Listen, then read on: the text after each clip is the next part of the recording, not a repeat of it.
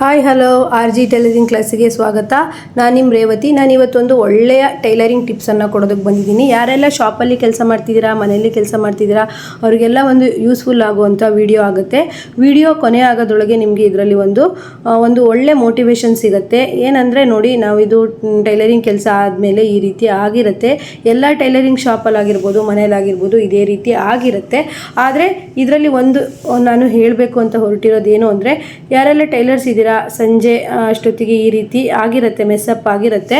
ಆದರೆ ನೀವು ಈ ರೀತಿ ಬಟ್ಟೆ ಪೀಸ್ಗಳನ್ನೆಲ್ಲ ಕೈಯಿಂದ ತೆಗೆದ್ಬಿಟ್ಟು ಚೀಲಕ್ಕೆ ಹಾಕಿಡಿ.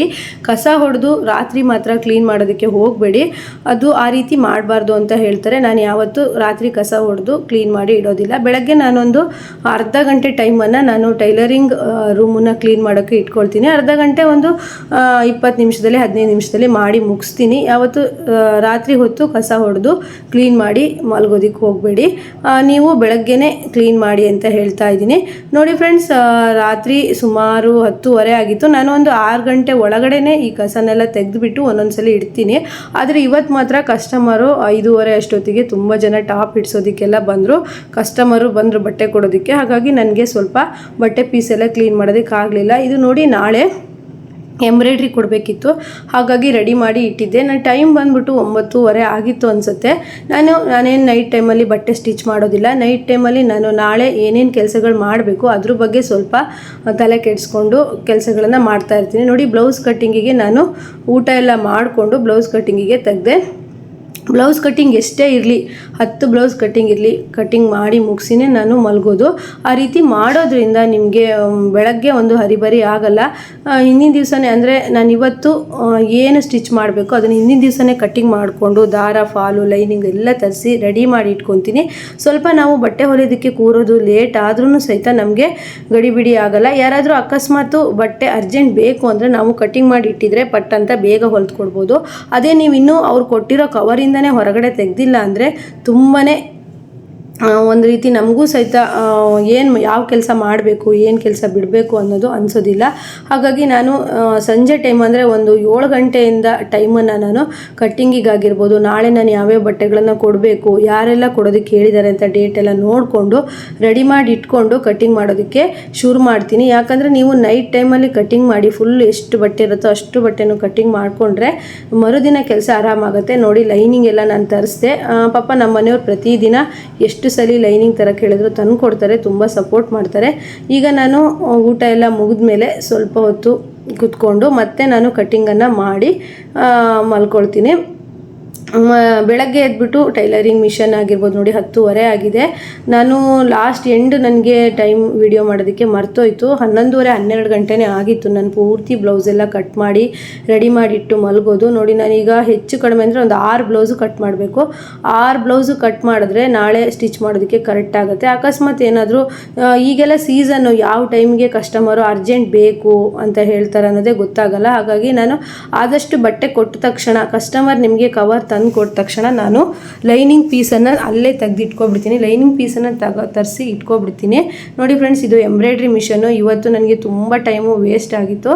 ಯಾಕಂದರೆ ನಾನು ಸ್ಟೋನು ಹಚ್ಚೋದನ್ನು ಕಲಿತಾ ಇದ್ದೆ. ಆಗ ಸ್ವಲ್ಪ ಸ್ಟೋನಿಗೆ ಸೂಜಿ ಹೊಡೆದ್ಬಿಟ್ಟು ಸ್ವಲ್ಪ ಪಾಯಿಂಟು ತಪ್ಪೋಗಿದೆ. ರಿಪೇರಿ ಕೊಟ್ಟೆ ನಾನು, ಆದರೆ ಸರಿಯಾಗಿ ಸ್ವಲ್ಪ ರಿಪೇರಿ ಆಗಿಲ್ಲ. ಇವತ್ತು ರೆಡಿ ಮಾಡಿ ಕೊಡ್ತೀವಿ ಅಂತ ಹೇಳಿದ್ದಾರೆ. ಈಗ ನಾವು ಇದು ಎಂಬ್ರಾಯ್ಡ್ರಿ ಕಲಿತಾ ಇದ್ದೀನಲ್ವ, ಈ ರೀತಿ ಸಣ್ಣ ಪುಟ್ಟ ತಪ್ಪುಗಳಾದಾಗ ನನಗೆ ಕೆಲವರು ಹೇಳೋ ಅಂಥ ಮಾತೇನೆಂದರೆ, ನಿಮಗೆ ಬೇಕಿತ್ತಾ ಟೈಲರಿಂಗ್ ಮಾಡಿಕೊಂಡು ಇರ್ಬೋದಿತ್ತಲ್ಲ, ಎಂಬ್ರಾಯ್ಡ್ರಿ ಅದೆಲ್ಲ ಬೇಕಾ ಅಂತ ಹೇಳ್ತಾರೆ. ಆದರೆ ನಾವು ಡಿಸೈನ್ ಎಲ್ಲ ಚೆನ್ನಾಗಿ ಹಾಕೋಕ್ಕೆ ಶುರು ಮಾಡಿದ್ರೆ ನೀವು ಇಷ್ಟು ಚೆನ್ನಾಗಿ ಹಾಕ್ತಾಯಿದ್ದೀರಾ ಅಂತ ಹೇಳ್ತಾರೆ. ನಾನು ಯೂಟ್ಯೂಬ್ ಸ್ಟಾರ್ಟ್ ಮಾಡೋ ಮೊದಲಲ್ಲಿ ಹಾಗೆ ಮಾಡ್ತಾಯಿದ್ರು. ಯಾಕೆ ಬೇಕು, ಬಟ್ಟೆ ಹೊಲ್ಕೊಂಡು ಇರ್ಬೋದಲ್ವಾ, ಯೂಟ್ಯೂಬು ಅದೆಲ್ಲ ಬೇಕಾ ಅಂತ ಹೇಳ್ತಿದ್ರು. ಈಗ ನಾನು ಅದರಲ್ಲಿ ಅರ್ನಿಂಗ್ಸ್ ಮಾಡೋದ್ರಿಂದ ಪರವಾಗಿಲ್ಲ ಅಂತ ಹೇಳ್ತಾರೆ. ಹೀಗೆ ನಾವು ಯಾವುದೇ ಕೆಲಸನ ಸ್ಟಾರ್ಟಿಂಗ್ ಕಲಿಯುವಾಗ ಕೆಲಸ ಮಾಡಿ ಅಡ್ಡಿಲ್ಲ ಕಲೀರಿ ಅಂತ ಹೇಳೋರ್ಗಿಂತನೂ ಅದು ಯಾಕೆ ಬೇಕಿತ್ತು, ಸುಮ್ಮನೆ ಇರ್ಬೋದಿತ್ತಲ್ಲ, ಅದ್ಯಾಕೆ ಇದ್ಯಾಕೆ ಅಂತ ಹೇಳ್ತಾರೆ. ನನಗೆ ಬೇರೆ ಯಾರೂ ಹೇಳಿಲ್ಲ, ರೆಡಿ ಮಾಡಿಕೊಡೋ ನಾನು ಎಂಬ್ರಾಯ್ಡ್ರಿ ಮಿಷನ್ ರೆಡಿ ಮಾಡೋಕ್ಕೆ ಕೊಟ್ಟನಲ್ಲ ಅವರೇ ಹೇಳಿದ್ರು, ನಿಮಗೆ ಅಂತ ಸುಮ್ಮನೆ ಟೈಲರಿಂಗ್ ಮಾಡ್ಕೊಂಡಿರೋದು ಬಿಟ್ಟು ಎಂಬ್ರಾಯ್ಡ್ರಿ ಅದೆಲ್ಲ ಬೇಕಾ ಅಂತ ಹೇಳ್ಬಿಟ್ಟು. ಫ್ರೆಂಡ್ಸ್, ನಾ ಇಷ್ಟು ದಿವಸ ಆದರೂ ಆ ರೀತಿ ಮಿಷನ್ನಲ್ಲಿ ಏನು ಸೂಜಿನ ನಾನು ಮುರಿದಿರಲಿಲ್ಲ. ಇವತ್ತೇನಾಯಿತು ಅಂದರೆ ಸ್ಟೋನ್ ಹಾಕೋದು ಪ್ರಾಕ್ಟೀಸ್ ಮಾಡ್ತಾ ಇದ್ದೆ. ಆಗ ನನಗೆ ಬ್ಯಾಲೆನ್ಸ್ ತಪ್ಪಿ ಸೂಜಿ ಸ್ಟೋನಿಗೆ ಹೊಡೆದು ಮಿಷನ್ ಹಾಳಾಯಿತು. ಅದು ಎಲ್ಲರಿಗೂ ಆಗುತ್ತೆ. ಸೈಕಲ್ ಕಲಿಯುವಾಗ ನಾವು ಬೀಳದೇ ಇರ್ತೀವ, ಹಾಗೆ ಸೈಕಲ್ ಕಲಿಯೋದಕ್ಕಾಗುತ್ತೆ. ಯಾವುದೇ ಕೆಲಸನ ನಾವು ಕಲಿಬೇಕು ಅಂದರೆ ಸ್ಟಾರ್ಟಿಂಗ್ ತಪ್ಪು ಆಗೇ ಆಗುತ್ತೆ. ಈ ರೀತಿ ಪ್ರಾಬ್ಲಮ್ಸ್ಗಳು ಬಂದೇ ಬರುತ್ತೆ. ಹಾಗಂತ ನಾವು ಅದನ್ನು ಏನೋ ಒಂದು ಕಲಿಯೋದಕ್ಕೆ ಹೊರಟಿರ್ತೀವಿ ಅಂದಾಗ ಕೆಲಸನ ಅರ್ಧಕ್ಕೆ ಯಾವತ್ತೂ ಬಿಡಬೇಡಿ. ಯಾಕಂದರೆ ನನಗೆ ಆ ರೀತಿ ತುಂಬ ಅನುಭವಗಳಾಗಿದ್ದಾವೆ. ಒಂದು ಸಲ ತಪ್ಪಾಗ್ಬೋದು, 2 ಸಲ ತಪ್ಪಾಗ್ಬೋದು, ಯಾವಾಗಲೂ ತಪ್ಪನ್ನು ನಾವು ಮಾಡೋದಿಲ್ಲ. ಹಾಗಾಗಿ ನನಗೊಂದು ಮನಸ್ಸಲ್ಲಿ ಏನಿದೆ, ಯಾರು ಏನೇ ಹೇಳಿ ನಾನು ಎಂಬ್ರಾಯ್ಡ್ರಿ ಕಲ್ತ್ಬಿಟ್ಟು ಎಂಬ್ರಾಯ್ಡ್ರಿ ಡಿಸೈನ್ ಮಾಡಬೇಕು ಅನ್ನೋದು ನನಗೊಂದು ತುಂಬಾ ಆಸೆ ಇದೆ. ಅಂದರೆ ನಾನು ಈಗ 40% ಕಲ್ತಾಗಿದೆ.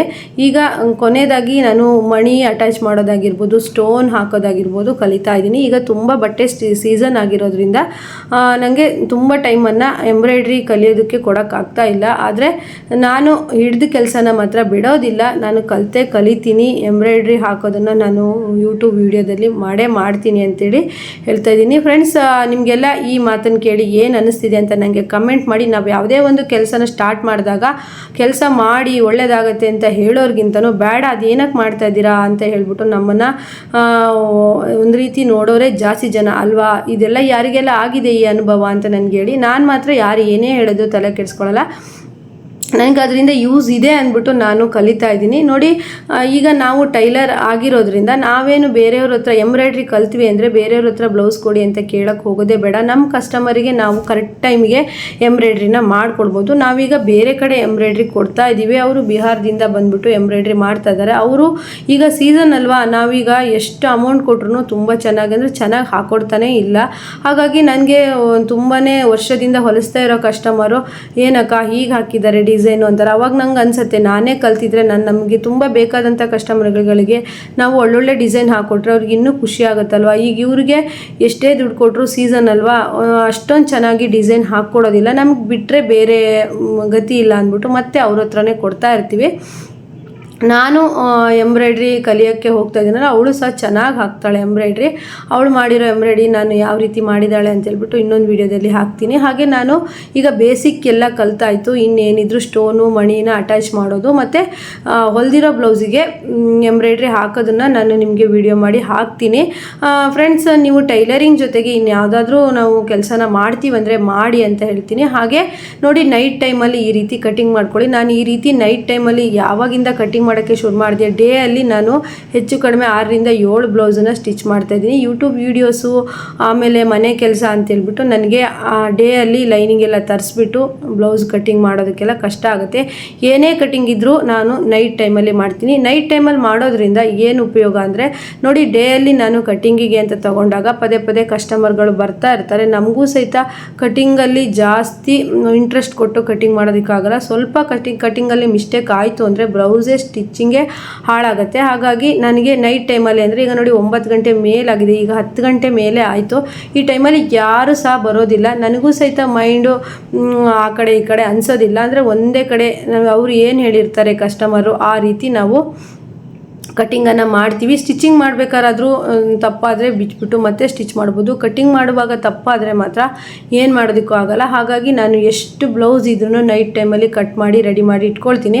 ನೆಕ್ಸ್ಟ್ ಡೇ ಹೊಲಿಯೋಕ್ಕೆ ಆದರೆ ಆಯಿತು, ಆಗದೇ ಇದ್ರೂ ನಮಗೆ ಇನ್ನೊಂದು ದಿವಸ ಅಂದರೆ ಕಸ್ಟಮರ್ ಅರ್ಜೆಂಟ್ ಬೇಕು ಅಂದಾಗ ಕಟಿಂಗ್ ರೆಡಿ ಇತ್ತು, ಲೈನಿಂಗ್ ರೆಡಿ ಇತ್ತು, ಅದಕ್ಕೆ ದಾರ ಎಲ್ಲ ರೆಡಿ ಮಾಡಿ ಇಟ್ಕೊಂಡಿದ್ವಿ ಅಂದರೆ ನಾವು ಅರ್ಧ ಗಂಟೆಯಲ್ಲಿ ಸ್ಟಿಚ್ ಮಾಡಿ ಉಕ್ಸು ಕಾಜಿ ಮಾಡಿ ಕೊಡ್ಬೋದು. ಇದು ನಾನು ಒಂದು ಫಾಲೋ ಮಾಡೋ ಟಿಪ್ಸು. ಈ ಟಿಪ್ಸನ್ನು ತುಂಬ ವಿಡಿಯೋಗಳಲ್ಲಿ ಹೇಳಿದ್ದೀನಿ. ನಿಮಗೂ ಸಹಿತ ಈ ಟಿಪ್ಸಿಂದ ಪ್ರಯೋಜನ ಆಗಿದೆ ಅಂದರೆ ನನಗೆ ಕಮೆಂಟ್ ಮಾಡಿ. ನಿಮ್ಮ ಕಮೆಂಟಿಂದ ನನಗೆ ಗೊತ್ತಾಗುತ್ತೆ, ನಾನು ಈ ರೀತಿ ಟಿಪ್ಸ್ಗಳೆಲ್ಲ ಹೇಳ್ತಾ ಇರ್ತೀನಿ, ನಿಮಗೆ ಅದರಿಂದ ಉಪಯೋಗ ಆಗಿದೆ ಅಂದ್ಬಿಟ್ಟು. ನೀವು ನೋಡಿ ಬೇಕಾದರೆ ಚಿಕ್ಕ ಮಕ್ಕಳಿದ್ರೆ ಅವರನ್ನೆಲ್ಲ ಮಲಗಿಸ್ಬಿಟ್ಟು ನೀವು ಆರಾಮಾಗಿ ಕಟಿಂಗ್ ಮಾಡಿದ್ರೆ ಬೆಳಗ್ಗೆ ಎದ್ದು ಎಷ್ಟು ಬೇಗ ಸ್ಟಿಚ್ ಮಾಡ್ಬೋದು ಅಂತೇಳಿ. ನನಗೆಲ್ಲರೂ ಊಟ ಮಾಡಿ ಮಲಗಿದ್ರ ಮೇಲೆ ಈ ರೀತಿ ಕಟ್ಟಿಂಗ್ಗಳನ್ನು ಮಾಡ್ಕೊಳ್ತಾ ಇರ್ತೀನಿ. ಆಗ ತುಂಬ ಚೆನ್ನಾಗಿ ಕಟ್ಟಿಂಗ್ ಅನ್ನೋದು ತುಂಬ ಚೆನ್ನಾಗಿ ಬರುತ್ತೆ. ಹಾಗೆ ಬೆಳಗ್ಗೆ ಎದ್ದು ಆರಾಮಾಗಿ ಸ್ಟಿಚ್ ಮಾಡ್ಬೋದು. ಈಗ ನಾವು ಫ್ಯಾಮಿಲಿ ಲೇಡೀಸ್ ಆಗಿರೋದ್ರಿಂದ ಬೆಳಗ್ಗೆ ತಿಂಡಿ ಅಡುಗೆ ಮನೆ ಕೆಲಸನೆಲ್ಲ ಮುಗಿಸಿ ಹೊಲಿಗೆ ಕೂರೋದು 11 ಗಂಟೆ ಮಿನಿಮಮ್ 12 ಗಂಟೆ ಆಗುತ್ತೆ. ಆ ಟೈಮಲ್ಲಿ ನಾವು ಲೈನಿಂಗ್ ತರೋದಕ್ಕೆ ಅಂಗಡಿಗೆ ಹೋದ್ವಾ ಅಲ್ವಾ ಬಿಸಿಲಲ್ಲಿ, ಮತ್ತು ಅಲ್ಲಿ ಟೈಮ್ ವೇಸ್ಟು. ಈಗಂತೂ ಸೀಸನ್ ಟೈಮಲ್ಲಂತೂ ಬಟ್ಟೆ ಅಂಗಡಿ ಆಗಿರ್ಬೋದು, ಯಾವುದೇ ಅಂಗಡಿ ಆಗಿರ್ಬೋದು, ಫುಲ್ಲು ರಶ್ ಇರುತ್ತೆ. ನಾವೀಗ ಹೋದ ತಕ್ಷಣ ನಮಗೆ ಲೈನಿಂಗ್ ಕಟ್ ಮಾಡಿಕೊಡಲ್ಲ. ಬಟ್ಟೆ ಅಂಗಡಿಯಲ್ಲಂತೂ ಬಟ್ಟೆ ತಗೊಳ್ಳೋರು ತುಂಬ ಜನ ಇರೋದ್ರಿಂದ ನಾವು 1 ಮೀಟ್ರ್ 2 ಮೀಟ್ರ್ ಲೈನಿಂಗಿಗೆ ಹೋದರೆ ನಮಗೆ ಅವರು ರೆಸ್ಪಾನ್ಸ್ ಚೆನ್ನಾಗಿ ಮಾಡಲ್ಲ. ಹಾಗಾಗಿ ನೀವು ಕಸ್ಟಮರ್ ಬಟ್ಟೆ ತಂದುಕೊಟ್ಟ ತಕ್ಷಣವೇ ನೀವು ಅವರು ತೋರಿಸ್ತಾ ಇರುವಾಗಲೇ ಲೈನಿಂಗ್ ಪೀಸನ್ನು ಕಟ್ ಮಾಡಿಕೊಂಡು ತಕ್ಷಣ ಲೈನಿಂಗ್ ಪೀಸನ್ನು ತಂದಿಟ್ಕೊಂಡ್ರಿ ಅಂದರೆ ಬೇಗನೆ ನೀವು ಟೈಮನ್ನು ಕ್ಯಾಚ್ ಮಾಡಿ ಕಸ್ಟಮರ್ಗೆ ಸ್ಟಿಚ್ ಮಾಡಿ ಕೊಡ್ಬೋದು. ನಾವು ಕಸ್ಟಮರಿಗೆ ಅವರು ಹೇಳಿರೋ ಟೈಮಲ್ಲೇ ಬಟ್ಟೆ ಕೊಟ್ವಿ ಅಂದರೆ ಮಾತ್ರ ನಮಗೆ ಕಸ್ಟಮರ್ ಜಾಸ್ತಿ ಆಗ್ತಾರೆ, ಅವರಿಂದ ಇನ್ನೊಬ್ರಿಗೆ ಹೇಳ್ತಾರೆ. ಹಾಗಾಗಿ ನಾನು ಹೇಳೋದೇನು ಅಂತಂದರೆ, ನಿಮಗೆ ಹೊಸ ಕಸ್ಟಮರ್ ಆಗಿರ್ಬೋದು, ಹಳೆ ಕಸ್ಟಮರ್ ಆಗಿರ್ಬೋದು, ಕರೆಕ್ಟ್ ಟೈಮಿಗೆ ನೀವು ಬಟ್ಟೆನ ಕ್ಯಾಚ್ ಮಾಡಿ ಕೊಡಬೇಕು. ನಮ್ಮ ಯಾಸ್ಮಿನ್ ನೋಡಿ, ಅವಳು ಕರೆಕ್ಟ್ ಟೈಮಿಗೆ ಬಟ್ಟೆನ ಸ್ಟಿಚ್ ಮಾಡಿ ಕೊಡ್ತಿದ್ಳು. ಈಗ ಅವಳು 1-2 ಎಷ್ಟು ಜನ ಕಸ್ಟಮರ್ ಅವಳಿಗೆ ಕರೆಕ್ಟ್ ಟೈಮಿಗೆ ಬಟ್ಟೆ ಕೊಡ್ತಾಳೆ. ಮತ್ತು ಹೊಸದಾಗಿ ಏನಾದರೂ ಕ್ರಿಯೇಟ್ ಮಾಡಿ ಸ್ಟಿಚ್ ಮಾಡಿ ಕೊಡೋದ್ರಿಂದ ಒಬ್ಬರು ಕಸ್ಟಮರಿಂದ 2-3 ಜನಕ್ಕೆ ಕಸ್ಟಮರ್ ಈಗ ತುಂಬ ಜನ ಅವಳಿಗೆ ಬಟ್ಟೆ ಕೊಡ್ತಾ ಇದ್ದಾರೆ. ಹಾಗೆ ನಾವು ನಮ್ಮ ಕೆಲಸನ ದಿನ ಹೋದಂಗೂ ಇಂಪ್ರೂವ್ಮೆಂಟ್ ಮಾಡ್ಕೊಳ್ತಾ ಇರಬೇಕು. ನೋಡಿ, ಯಾರಿಗೆಲ್ಲ ಈಗಂತೂ ಸೀಸನ್ ಟೈಮಲ್ಲಿ ಡೇಯಲ್ಲಿ ಪೂರ್ತಿ ದಿನ ಒಬ್ಬರು ಕಸ್ಟಮರ್ ನೆಕ್ಸ್ಟ್ ಕಸ್ಟಮರ್ಗಳು ಬರ್ತಾನೆ ಇರ್ತಾರೆ. ಹಾಗಾಗಿ ಆದಷ್ಟು ನೀವು ಡೇ ಟೈಮಲ್ಲಿ ಕಟ್ಟಿಂಗ್ ಮಾಡೋದನ್ನು ಇಟ್ಕೋಬೇಡಿ. ನೈಟ್ ಟೈಮಲ್ಲಿ ನೀವು ಸ್ಟಿಚ್ ಮಾಡೋದಕ್ಕೆ ಹೋಗಬೇಡಿ. ಕಟ್ಟಿಂಗ್ ಏನಾದರೂ ಇದೆ ಮಾಡ್ಕೊಳ್ಳಿ. ಡೇ ಟೈಮಲ್ಲಿ ಸ್ಟಿಚಿಂಗನ್ನು ಫುಲ್ ಡೇ ಮಾಡಿ ನೋಡಿ ನಿಮ್ಮ ಕೆಲಸದಲ್ಲಿ ಹೇಗೆ ಇಂಪ್ರೂವ್ಮೆಂಟ್ ಕಾಣುತ್ತೆ ಅಂತ ಹೇಳ್ಬಿಟ್ಟು. ನನ್ನ ಕೆಲಸದಲ್ಲಿ ನಾನು ಸಕ್ಸಸ್ ಕಂಡಿದ್ದು, ಇಂಪ್ರೂವ್ಮೆಂಟ್ ಕಂಡಿದ್ದು ಈ ರೀತಿ ಟಿಪ್ಸನ್ನು ಫಾಲೋ ಮಾಡಿ. ಉಕ್ಸು ಕಾಜಿ ಎಲ್ಲ ನಾನು ಬೇರೆಯವ್ರಿಗೆ ಕೊಡ್ತೀನಿ. ಈಗ ಸೀಸನ್ ಟೈಮಲ್ಲಿ ನನಗೆ ಮಾಡ್ಕೊಳಕ್ಕಾಗಲ್ಲ, ವೀಡಿಯೋಸ್ ಎಲ್ಲ ಇರುತ್ತೆ. ಹಾಗಾಗಿ ನನಗೆ ನಾನು ಉಕ್ಸು ರಿಂಗ್ಸ್ ಎಲ್ಲ ಮಾಡ್ಕೊಳ್ಳೋದಕ್ಕೆ ಕಷ್ಟ ಆಗುತ್ತೆ. ಏನಿದ್ರು ನಮ್ಮದು ಸ್ಟಿಚಿಂಗ್ ಮಾಡ್ಕೊಳ್ಳೋದು. ಹಾಗಾಗಿ ಫ್ರೆಂಡ್ಸ್, ನೆಕ್ಸ್ಟ್ ವಿಡಿಯೋದಲ್ಲಿ ಒಂದು ಹ್ಯಾಂಡ್ ಎಂಬ್ರಾಯ್ಡ್ರಿ ಮಾಡಿರೋ ಬ್ಲೌಸು ಸ್ಟಿಚಿಂಗ್ ವಿಡಿಯೋ ಬರುತ್ತೆ, ಮಿಸ್ ಮಾಡದೆ ನೋಡಿ ಫ್ರೆಂಡ್ಸ್. ನಾನು ರಾತ್ರಿ ಒಂದು 12 ಗಂಟೆ ಆಗಿತ್ತು, 7-8 ಬ್ಲೌಸು ಕಟ್ ಮಾಡಿದೆ. ಬೆಳಗ್ಗೆ ನನಗೆ ಹೊಲಿಯೋದಕ್ಕೆ ಆರಾಮಾಯಿತು. ಮತ್ತು ಅವತ್ತಿನ ಕೆಲಸನ ಅವತ್ತೇ ಮಾಡ್ಕೊಂಡಾಗ ನಮಗೆ ಹೆವಿ ಅನಿಸೋದಿಲ್ಲ. ಒಬ್ಬೊಬ್ಬರು ಈಗ ಮದುವೆ ಸೀಸನ್ಗಳು, ನಮಗೂ ಸಹಿತ ಮದುವೆ ಫಂಕ್ಷನ್ಗಳಿಗೆ, ಗೃಹ ಪ್ರವೇಶಗಳಿಗೆ ಕರೀತಾ ಇರ್ತಾರೆ. ಯಾವ ಫಂಕ್ಷನಿಗೂ ಅಟೆಂಡ್ ಮಾಡೋಕ್ಕಾಗೋದೇ ಇಲ್ಲ. ಯಾಕಂದರೆ ನಾವು ಫಂಕ್ಷನ್ಗಳಿಗೆ ಹೋದ್ವಿ ಅಂದರೆ ಇಲ್ಲಿ ಕಸ್ಟಮರ್ ಹೋಗ್ತಾರೆ. ನಮಗೆ ಪ್ರತಿ ವರ್ಷ ಹಾಗೆ ಪ್ರತಿಯೊಬ್ಬರು ನಮಗೆ ಒಂದೊಂದ್ಸತಿ ಅನಿಸುತ್ತೆ, ಎಲ್ಲರೂ ಸಹಿತ ಫಂಕ್ಷನ್ ಅಂತ ಹೋಗ್ತಾರೆ, ನಮಗೆ ಹೋಗೋಕ್ಕಾಗೋದೇ ಇಲ್ಲ, ಏನು ಮಾಡೋದು ಅಂತ ಅನಿಸುತ್ತೆ. ಏನು ಮಾಡೋಂಗಿಲ್ಲ. ಈ ಸೀಸನಲ್ಲಿ ನಾವು ಕಷ್ಟಪಟ್ಟು ದುಡಿದ್ರೆ ನೆಕ್ಸ್ಟು ನಮಗೆ ಮಳೆಗಾಲದಲ್ಲಿ ಅಷ್ಟೊಂದು ಬಟ್ಟೆಗಳು ಇರೋದಿಲ್ಲ, ಆಗ ಸರಿ ಆಗುತ್ತೆ ಅಂದ್ಬಿಟ್ಟು. ಈಗ ಸೀಸನಲ್ಲಿ ಪ್ರತಿಯೊಬ್ಬರು ಟೈಲರು ಬ್ಯುಸಿ ಇರ್ತಾರೆ. ಮನೆಯಲ್ಲಿ ಸ್ಟಿಚ್ ಮಾಡ್ತಿರಲಿ, ಅಂಗಡಿಯಲ್ಲಿ ಸ್ಟಿಚ್ ಮಾಡ್ತಾ ಇರಲಿ, ಪ್ರತಿಯೊಬ್ಬರು ಸಹಿತ ಬ್ಯುಸಿ ಇರ್ತಾರೆ. ಯಾಕಂದರೆ ಒಂದೊಂದು ಮೆಂಬರು ಒಂದು 2-3 ಸ್ಯಾರಿನ ತಗೊಳ್ಳೋದಾಗಿರ್ಬೋದು, ಹೀಗೆ ಮಾಡ್ತಾ ಇರ್ತಾರೆ. ಅದ್ರ ಜೊತೆಗೆ ಫಿಟ್ಟಿಂಗ್ ಬಟ್ಟೆಗಳು ಜಾಸ್ತಿ ಇರ್ತವೆ. ಯಾವ ಬಟ್ಟೆಗಳು ಬಂದರೂ ಸಹಿತ ನೀವು ಕಸ್ಟಮರ್ ಬಟ್ಟೆನ ಬಿಡೋದಕ್ಕೆ ಹೋಗ್ಬೇಡಿ. ಅದರಲ್ಲೂ ಮನೇಲಿ ಸ್ಟಿಚ್ ಮಾಡೋರಂತೂ ಎಷ್ಟೇ ಕಷ್ಟ ಆದರೂ ಸಹಿತ ಕಸ್ಟಮರನ್ನು ಬಿಡೋದಕ್ಕೆ ಹೋಗ್ಬೇಡಿ. ನೀವು ಕಸ್ಟಮರನ್ನ ಒಂದ್ಸರಿ ಬಿಟ್ರಿ ಅಂದರೆ ಮನೇಲಿ ಸ್ಟಿಚ್ ಮಾಡೋರಿಗೆ ಮತ್ತೆ ಕಸ್ಟಮರ್ ಬರೋದು ತುಂಬಾ ಕಷ್ಟ ಆಗುತ್ತೆ. ಮನೇಲಿ ಸ್ಟಿಚ್ ಮಾಡೋರು ಫಂಕ್ಷನ್ಗಳೆಲ್ಲ ಅಟೆಂಡ್ ಮಾಡೋದೆಲ್ಲ ತುಂಬ ಜಾಸ್ತಿ ಇರುತ್ತೆ. ನೋಡಿ, ಸೀಸನ್ನಲ್ಲಿ ನೀವು ಕಸ್ಟಮರನ್ನ ಬಿಡೋಕ್ಕೆ ಹೋಗ್ದೇನೆ ಅವ್ರು ಕೊಟ್ಟಿರೋ ಬಟ್ಟೆಗಳನ್ನು ಹೆಚ್ಚೆಚ್ಚು ಸ್ಟಿಚ್ ಮಾಡಿ ಕೊಡೋದ್ರಿಂದ ನಿಮಗೆ ಒಂದು ಅನ್ಸೀಸನಲ್ಲೂ ಸಹಿತ ಅವರು ಬಟ್ಟೆಗಳನ್ನು ಕೊಡ್ತಾರೆ. ಸೀಸನಲ್ಲಿ ನೀವು ಕಸ್ಟಮರ್ ಹತ್ರ ಸಿಟ್ಟು ಮಾಡಿಕೊಂಡು ಅಥವಾ ಬಟ್ಟೆಗಳನ್ನು ಕರೆಕ್ಟ್ ಟೈಮ್ಗೆ ಕೊಡ್ದೇನೆ ನೀವು ಮಾಡಿದ್ರೆ ನಿಮಗೆ ಅನ್ಸೀಸನಲ್ಲಿ ಬಟ್ಟೆ ತುಂಬಾ ಕಡಿಮೆ ಆಗುತ್ತೆ. ತುಂಬ ಜನ ನನಗೆ ಅನ್ಸೀಸನಲ್ಲಿ ಕಮೆಂಟ್ ಮಾಡ್ತಾಯಿದ್ರು, ಮೇಡಮ್ ನಮಗೆ ಬಟ್ಟೆನೇ ಇಲ್ಲ ಅಂತೇಳ್ಬಿಟ್ಟು. ಸೀಸನಲ್ಲಿ ನಾವು ಕಸ್ಟಮರ್ನ ಕರೆಕ್ಟಾಗಿ ಅವರು ಕೊಟ್ಟಿರೋ ಬಟ್ಟೆನ ಅವ್ರಿಗೆ ಟೈಮ್ ಕರೆಕ್ಟಾಗಿ ಕೊಟ್ವಿ, ರೆಸ್ಪಾನ್ಸ್ ಸರಿಯಾಗಿ ಮಾಡಿದ್ವಿ ಅಂದರೆ ಅನ್ಸೀಸನಲ್ಲೂ ನಮಗೆ ಬಟ್ಟೆ ಅನ್ನೋದು ತುಂಬ ಬರುತ್ತೆ. ಹಾಗಾಗಿ ಯಾರೆಲ್ಲ ಟೈಲರ್ಸ್ ನಮ್ಮ ವಿಡಿಯೋನ ನೋಡ್ತಾ ಇದ್ದೀರಾ, ನಾನು ಹೇಳೋವಂಥ ಟಿಪ್ಸ್ಗಳನ್ನು ನೀವು ಫಾಲೋ ಮಾಡಿ.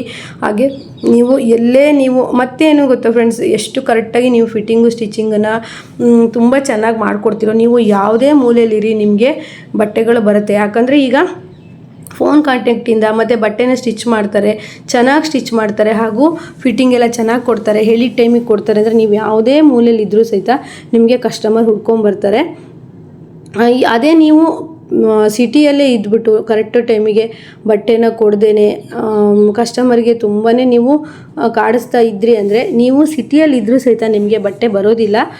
ಮತ್ತು ಚೆನ್ನಾಗಿ ಹೊಲಿದ್ಕೊಟ್ಟು ಕರೆಕ್ಟ್ ಟೈಮಿಗೆ ನೀವು ಬಟ್ಟೆಗಳನ್ನು ಕೊಡ್ತಾ ಇದ್ದರೆ ನೀವು ಎಲ್ಲೇ ಇರಿ ಕಸ್ಟಮರ್ ನಿಮಗೆ ಸಿಕ್ಕೇ ಸಿಗ್ತಾರೆ. ಯಾಕಂದರೆ ನನಗೆ ತುಂಬ ಜನ ನಮ್ಮ ಮನೆಗೆ ಬಂದವರೇ ಬಟ್ಟೆ ನಾವು ಹೊಲಿತಾ ಇದ್ದೀವಿ, ಹಳ್ಳಿಯಲ್ಲಿ ಆದರೂ ಎಷ್ಟು ಬಟ್ಟೆ ಬರ್ತಾ ಇರುತ್ತೆ ಅಂದರೆ ಅವರಿಗೆ ಪುರ್ಸೋತಿರೋದಿಲ್ಲ.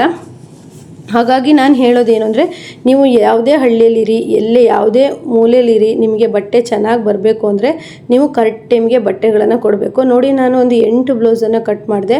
ಅಷ್ಟೊತ್ತಿಗೆ 12 ಗಂಟೆ ಆಯಿತು. ಹಾಗೆ ಜೋಡಿಸಿಟ್ಟಿದ್ದೀನಿ ಕರೆಕ್ಟಾಗಿ. ಈ ರೀತಿ ನಾವು ಎದುರುಗಡೆ ಜೋಡಿಸಿಟ್ಕೊಂಡ್ರೆ ನಾವು ಯಾವ್ಯಾವ ಬಟ್ಟೆನ ಯಾವ್ಯಾವ ಟೈಮಿಗೆ ಕೊಡಬೇಕು ಅನ್ನೋದು ನಮಗೆ ಕರೆಕ್ಟಾಗಿ ಗೊತ್ತಾಗುತ್ತೆ.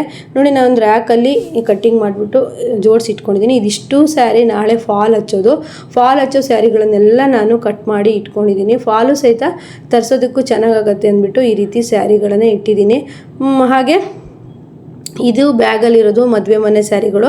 ಇದು ಬ್ಲೌಸೆಲ್ಲ ಸ್ಟಿಚ್ ಮಾಡಿಸಿ ಕೊಟ್ಟಾಗಿದೆ ನಾವೇನೆ. ಅವರು ಫಾಲ್ ಹಚ್ಕೊಳ್ತೀವಿ ಅಂತ ಹೇಳಿದರು. ಈಗ ಅವರಿಗೆ ಮದುವೆ ಹತ್ತಿರ ಬಂದಾಗ ಫಾಲ್ ಹಚ್ಕೊಳ್ಳೋಕ್ಕಾಗ್ತಿಲ್ಲ, ಹಾಗಾಗಿ ಫಾಲ್ ಹಚ್ಚೋದಕ್ಕೆ ಅಂತ ಕೊಟ್ಟರು. ಇದಿಷ್ಟಕ್ಕೂ ಫಾಲ್ ತರಿಸ್ಬೇಕು. ಹಾಗೆ ನಾಳೆ ಇನ್ನು ಕೆಲಸ ಇದು ನೋಡಿ, ಇದು ನಾಳೆ ಸಂಜೆ ಕಟ್ ಮಾಡುವಂಥ ಬ್ಲೌಸು. ಅದನ್ನು ನಾನು ಎದುರಿಗೆ ಇಟ್ಕೊಂಡ್ರೆ ಇದಿಷ್ಟು ಬ್ಯಾಗಲ್ಲಿರೋ ಬ್ಲೌಸ್ ಪೀಸಿಗೆ ಲೈನಿಂಗ್ ತರಿಸೋದಕ್ಕೆ ಕರೆಕ್ಟ್ ಆಗುತ್ತೆ ಅಂದ್ಬಿಟ್ಟು ನಾನು ಎದುರುಗಡೆ ಇಟ್ಕೊಳ್ತೀನಿ. ನಾನು ನಾಳೆ ಮಾಡೋ ಕೆಲಸ, ನಾಡ್ದು ಮಾಡೋ ಕೆಲಸ ನನ್ನ ಕಣ್ಣಿಗೆ ಕಾಣೋ ಥರ ಎದುರುಗಡೆ ಇಟ್ಕೊಳ್ತೀನಿ. ಹಾಗಾಗಿ ಕೆಲಸಗಳನ್ನು ಮಾಡೋಕ್ಕಾಗತ್ತೆ. ಇದು ಬೆಳಗ್ಗೆ ಫ್ರೆಂಡ್ಸ್ ಎಲ್ಲ ಬಟ್ಟೆ ಪೀಸನ್ನು ತೆಗೆದುಬಿಟ್ಟು ಕ್ಲೀನಾಗಿ ಕಸ ಹೊಡೆದ್ಬಿಟ್ಟು ಮಿಷನ್ ಎಲ್ಲ ನೀಟಾಗಿ ಒರೆಸ್ಬಿಟ್ಟು ರೆಡಿ ಮಾಡಿ ಇಟ್ಕೊಂಡಿದ್ದೀನಿ. ಯಾವ್ಯಾವ ಬಟ್ಟೆಗಳನ್ನು ಸ್ಟಿಚ್ ಮಾಡಬೇಕೋ ನೋಡಿ ಅದನ್ನು ಈ ರೀತಿ ಎದುರುಗಡೆ ಇಟ್ಕೊಂಡಿದ್ದೀನಿ. ನನಗೆ ಸ್ಟಿಚ್ ಮಾಡೋಕ್ಕೆ ಕೂತ ತಕ್ಷಣ ಒಂದು ಐಡಿಯಾ ಬರುತ್ತೆ, ಏನು ಅಂತ ಹುಡ್ಕೋಕ್ಕಿರೋದಿಲ್ಲ. ಬೇಗ ಬಟ್ಟೆಗಳನ್ನು ತೆಗೆದುಬಿಟ್ಟು ಬೇಗ ಸ್ಟಿಚ್ ಮಾಡ್ಬೋದು. ಈ ರೀತಿ ಎಲ್ಲ ಮೆಥಡನ್ನು ಫಾಲೋ ಮಾಡಿ.